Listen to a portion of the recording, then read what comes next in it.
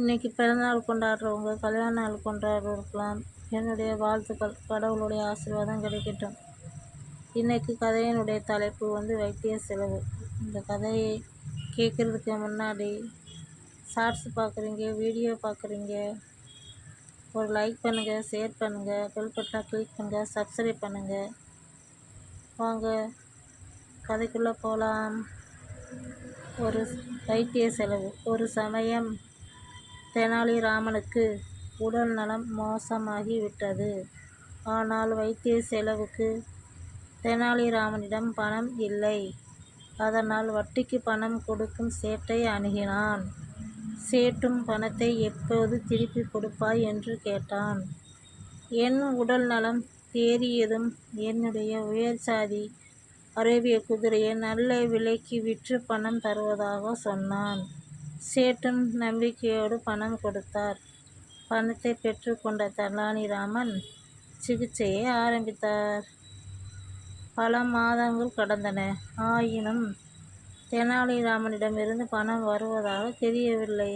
அதனால் சேட்டு தெனாலிராமனை சந்திக்க அவரிடம் உடல் குணமானதும் குதிரையை விற்று பணம் தருவதாக சொன்னையே, இன்னும் தரவில்லையே என்றார்.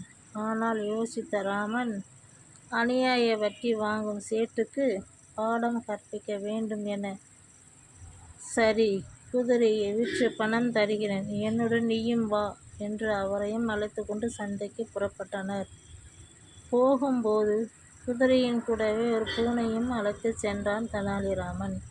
சந்தையில் ஒருவன் தெனாலிராமனை பார்த்து, உன் குதிரையின் விலை என்ன என்று கேட்டார். குதிரையின் விலை 1 பவுன் தான். ஆனால் இந்த பூனையின் விலை 500 பவுன். ஆனால் இந்த பூனையும் சேர்த்து வாங்கினால்தான் இந்த குதிரையை கொடுப்பான் என்றார் தெனாலிராமன். அதன்பின் 501 பவுன் கொடுத்து குதிரையும் பூனையும் வாங்கிச் சென்றார். பின் சேட்டிடம் 1 பவுனை மட்டும் கொடுத்தார் தெனாலிராமன். ஆனால் 1 பவுனை வாங்க மறுத்துவிட்ட சேட்டு, குதிரையை அதிக விலைக்கு போகும் என்று நினைத்துத்தானே உனக்கு பணம் கொடுத்தேன் என்றார். அதற்கு தெனாலிராமன், ஐயா, குதிரையை விற்றுத்தான் உனக்கு பணம் தருகிறேன் என்று சொன்னேன். அதன்படியே குதிரையை 1 பவுனுக்கு விற்று அந்த 1 பவுனை உனக்கே கொடுத்து விட்டேன். நீங்கள் வாங்க மாட்டேன் என்கிறையே, இது என்ன நியாயம் என்றான். இறுதியில் இவர்கள் வழக்கு மன்னரிடம் சென்றது.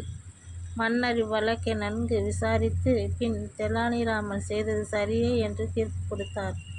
நீதி: அளவுக்கு அதிகமாக ஆசைப்பட்டால் ஏமாற்றம்தான் மிஞ்சும். Thank you friends.